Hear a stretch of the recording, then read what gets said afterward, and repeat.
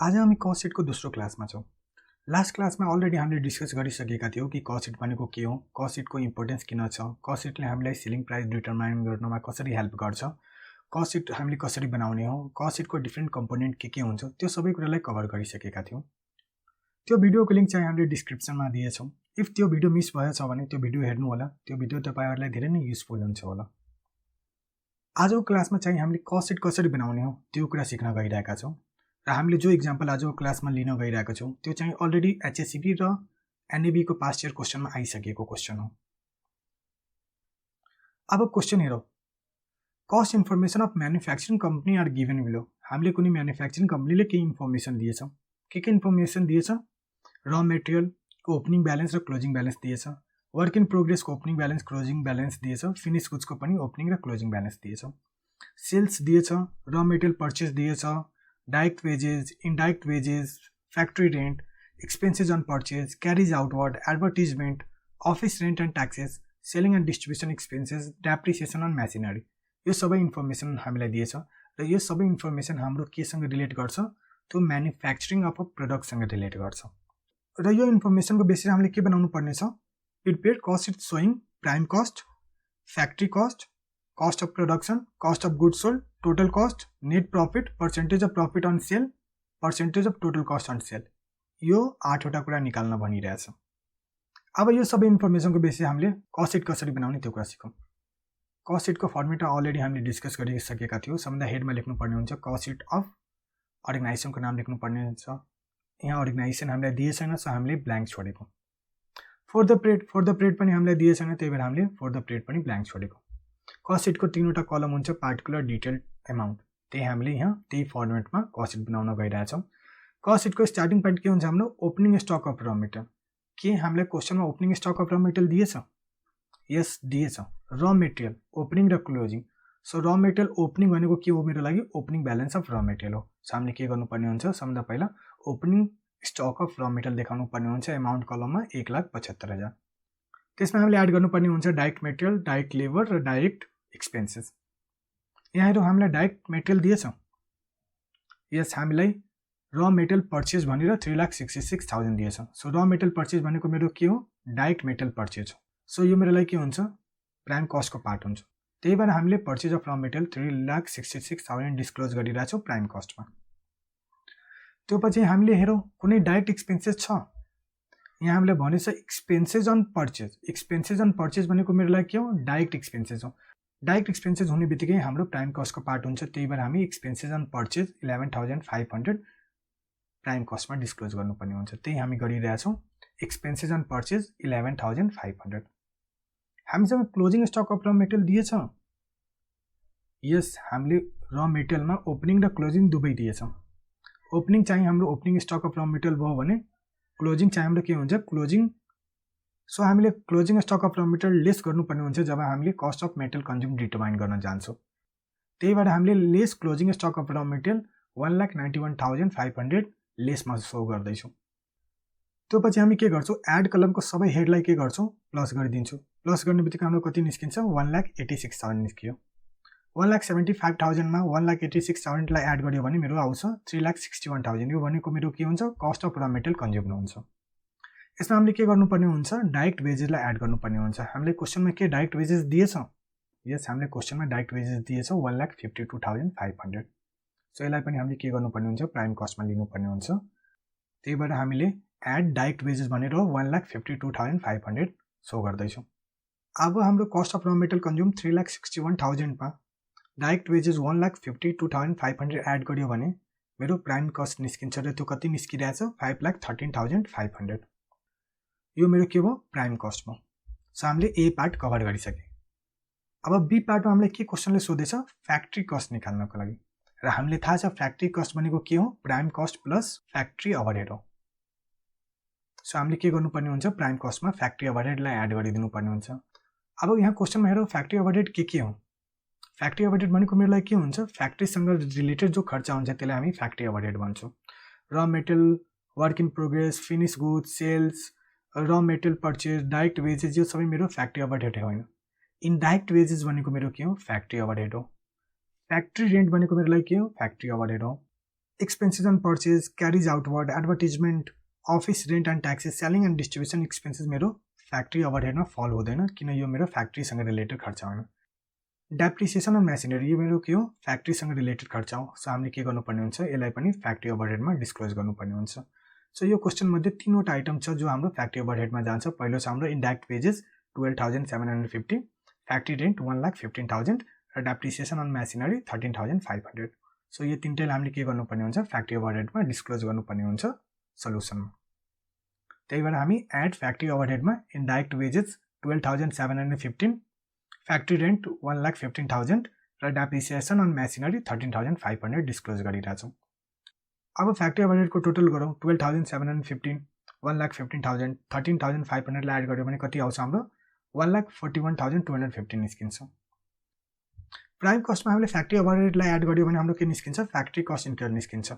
5,13,500मा हामीले 1,41,215 एड गर्यो भने 6,54,750 निस्किन्छ। यो भनेको मेरो के हो, फ्याक्ट्री कस्ट इन्क्योर्ड हो। यतिसम्म मैले फ्याक्ट्रीमा खर्च गरिसकेछु। फ्याक्ट्री कस्ट इन्क्योर्डमा हामीले के गर्नुपर्ने हुन्छ, opening stock of WIP add गर्नुपर्ने हुन्छ, त्यहाँमध्ये closing stock of WIP lace गर्नुपर्ने हुन्छ। हामीले के वर्क इन प्रोग्रेस दिएछ, यस हामीले वर्क इन प्रोग्रेस दिएछ। वर्क इन प्रोग्रेस भनेको कुनै प्रोडक्टमा काम स्टार्ट भइसकेछ तर त्यो काम कम्प्लिट भएको छैन, त्यसलाई हामी भन्छौँ work in progress or semi finish goods पनि भन्न सक्छौँ यसलाई। हामीसँग ओपनिङ डब्लुआइपी छ, यस क्वेसनमा हामीलाई दिएछ वर्क इन प्रोग्रेस ओपनिङ र क्लोजिङ। सो ओपनिङ डब्लुआइपी पनि छ र क्लोजिङ डब्लुआइपी पनि छ। सो हामीले के गर्नुपर्ने हुन्छ, ओपनिङ डब्लुआइपी 1,28,000लाई एड गर्नुपर्ने हुन्छ र क्लोजिङ डब्लुआइपी 1,35,500लाई लेस गर्नुपर्ने हुन्छ जब हामी फ्याक्ट्री कस्ट निकाल्छौँ। सो हामी फ्याक्ट्री कस्ट इन्कर्ड 6,54,715मा add opening stock of WIP add गर्दैछौँ 1,28,000, लेस गर्दैछौँ closing stock of WIP 1,35,500। So 1,28,000 र 1,35,500 को नेट इम्प्याक्ट कति हुन्छ हाम्रो, 7,500 नेगेटिभमा हुन्छ। सो 6,54,750मा हामी 7,500लाई लेस गरिदियो भने हाम्रो फ्याक्ट्री कस्ट कति निस्किन्छ, 6,47,250 निस्किन्छ। यो भनेको मेरो के हो, फ्याक्ट्रीसम्मको भएको खर्च हो including of the impact of WIP. So यो फ्याक्ट्री कस्टले के इन्डिकेट गर्दैछ, अहिलेसम्म मैले कति खर्च गरिसकेछु प्रोडक्ट बनाउनमा त्यो इन्डिकेट गर्दैछ। यसमा हाम्रो प्राइम कस्ट पनि इन्क्लुड छ, फ्याक्ट्री ओभरहेड पनि इन्क्लुड छ र इम्प्याक्ट अफ डब्लुआइपी पनि इन्क्लुड भइसकेछ। त्यो पछि हामीले के गर्नुपर्ने हुन्छ, अफिस एन्ड एडमिनिस्ट्रेटिभ ओभरहेडलाई एड गर्नुपर्ने हुन्छ फ्याक्ट्री कस्टमा। अब आइडेन्टिफाई गरौँ अफिस एन्ड एडमिनिस्ट्रेटिभ ओभरहेड के हो। अफिस एन्ड एडमिनिस्ट्रेटिभ ओभरहेड भनेको हाम्रो अफिससँग रिलेटेड खर्च हो, हाम्रो day to day maintenance of अफिसको खर्च हो। Raw material WIP finish goods हाम्रो अफिससँग रिलेटेड खर्च होइन।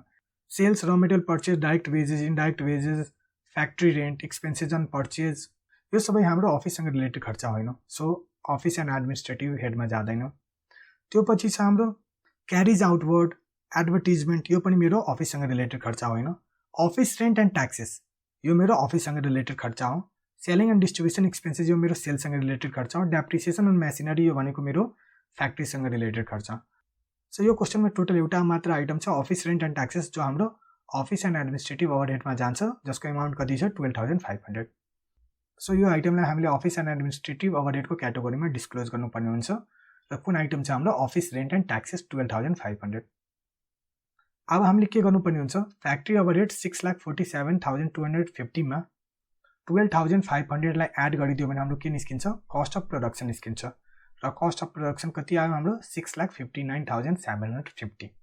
यसले यो भन्दैछ मेरो प्राइम कस्ट, फ्याक्ट्री कस्ट र अफिस एन्ड एडमिनिस्ट्रेटिभ ओभरहेड गरेर आजसम्म मेरो 6,59,715 बराबरको खर्च भइसकेछ। अब कस्ट अफ प्रोडक्सन हामीले के गर्नुपर्ने हुन्छ, ओपनिङ स्टक अफ फिनिस गुड्सलाई एड गर्नुपर्ने हुन्छ र क्लोजिङ स्टक अफ फिनिस गुड्सलाई लेस गर्नुपर्ने हुन्छ। क्लोजिङ स्टक अफ फिनिस गुड्सलाई किन लेस गरिरहेछु, किनभने यो मेरो खर्चै होइन। अनलेस एन्ड अन्टिल मेरो खर्च भएन भने मेरो वर्कसिटको पार्ट बन्दैन, त्यही भएर हामीले क्लोजिङ स्टक अफ फिनिस गुड्सलाई लेस गर्दैछौँ। अब क्वेसनमा हेरौँ फिनिस गुड्सको ओपनिङ स्टक र क्लोजिङ स्टक कति छ। फिनिस गुड्सको ओपनिङ स्टक हाम्रो 1,54,000 छ र क्लोजिङ स्टक 1,31,000 छ। हामीले के गर्नुपर्ने हुन्छ, ओपनिङ स्टक अफ फिनिस गुड्सलाई एड गर्नुपर्ने हुन्छ कस्ट अफ प्रोडक्सनमा र क्लोजिङ स्टक अफ फिनिस गुड्सलाई लेस गर्नुपर्ने हुन्छ कस्ट अफ प्रोडक्सन मध्ये। त्यही भएर हामीले opening stock of finish goods 1,54,000 add गर्दैछौँ र closing stock of finish goods 1,31,000 र लेस गर्दैछु, त्यसको नेट इम्प्याक्ट कति आइरहेछ 23,000 आइरहेछ। सो कस्ट अफ प्रोडक्सनको 6,59,750 मा हामीले 23,000 लाई एड गर्यो भने हाम्रो के निस्किन्छ, कस्ट अफ गुड्स सोल्ड निस्किन्छ। त्यो कति आइरहेछ 6,52,750। कस्ट अफ गुड्स सोल्ड 6,82,750 ले यो हाइलाइट गर्दैछ कि अहिलेसम्म मेरो सामान बनाउन अर प्रोडक्ट बनाउन कति खर्च भइसकेछ। त्यसमा हामीले के गर्नुपर्ने हुन्छ, सेलिङ एन्ड डिस्ट्रिब्युसन ओभरहेडलाई एड गर्नुपर्ने हुन्छ। र सेलिङ एन्ड डिस्ट्रिब्युसन ओभरहेड भनेको हामीले सेल्स गर्नको लागि जे खर्च गर्छौँ त्यसलाई हामी भन्छौँ selling and distribution overhead.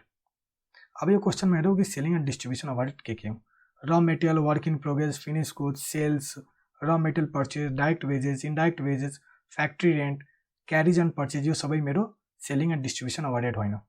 क्यारिज outward यो मेरो के हो, सेलिङ एन्ड डिस्ट्रिब्युसन ओभरहेड हो। एडभर्टिजमेन्ट यो पनि मेरो सेलिङ एन्ड डिस्ट्रिब्युसन ओभरहेड हो। सेलिङ एन्ड डिस्ट्रिब्युसन एक्सपेन्सेस पनि मेरो के हो, सेलिङ एन्ड डिस्ट्रिब्युसन एक्सपेन्सेस हो। क्यारिज आउटवर्ड एडभर्टिजमेन्ट हामीले इन्केयर गर्नै पर्ने हुन्छ सेल गर्नको लागि। अनलेस एन्ड अन्टिल हामीले एडभर्टिजमेन्ट गरेन, हामीले सामानको ढोनी खर्च पे गरेन भने कस्टमरले हामीसँग बाइ गर्न रेडी हुँदैन। त्यही भएर यो क्वेसनमध्ये हाम्रो carriage outward advertisement and selling and distribution expenses चाहिँ हाम्रो सेलिङ एन्ड डिस्ट्रिब्युसन ओभरहेडको पार्ट बन्छ। र कति रुपियाँ छ हाम्रो, क्यारिज आउटवर्ड चाहिँ हाम्रो 22,500 छ, एडभर्टिजमेन्ट 13,500 छ, र सेलिङ एन्ड डिस्ट्रिब्युसन एक्सपेन्सेस 16,500 छ। त्यही कुरा हामी सेलिङ एन्ड डिस्ट्रिब्युसन ओभरहेडमा डिस्क्लोज गर्छौँ। Advertisement 13,500, carriage outward 22,500, selling and distribution expenses 16,500। यो तिनटैलाई एड गर्यो भने हाम्रो 52,500 मेरो के हो, सेलिङ एन्ड डिस्ट्रिब्युसन ओभरहेड हो। अब कस्ट अफ गुड्स सोल्ड 6,82,750 मा हामी सेलिङ एन्ड डिस्ट्रिब्युसन ओभरहेड 52,500 लाई एड गर्यो भने हाम्रो टोटल कस्ट र कस्ट अफ सेल निस्किन्छ र कति आइरहेछ 7,35,250।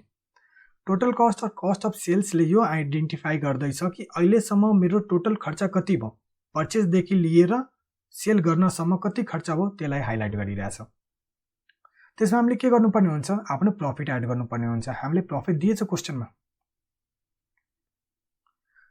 हामीले प्रफिट दिए छैन क्वेसनमा। एफ नम्बर पोइन्टले भन्दैछ नेट प्रफिट निकाल तिमी आफै। अब नेट प्रफिट निकाल्ने कसरी, हामीले टोटल कस्ट त निकालिसक्यौँ, तर क्वेसनले हामीलाई सेल दिएछ। सेल कति दिएछ, 10 लाख दिएछ।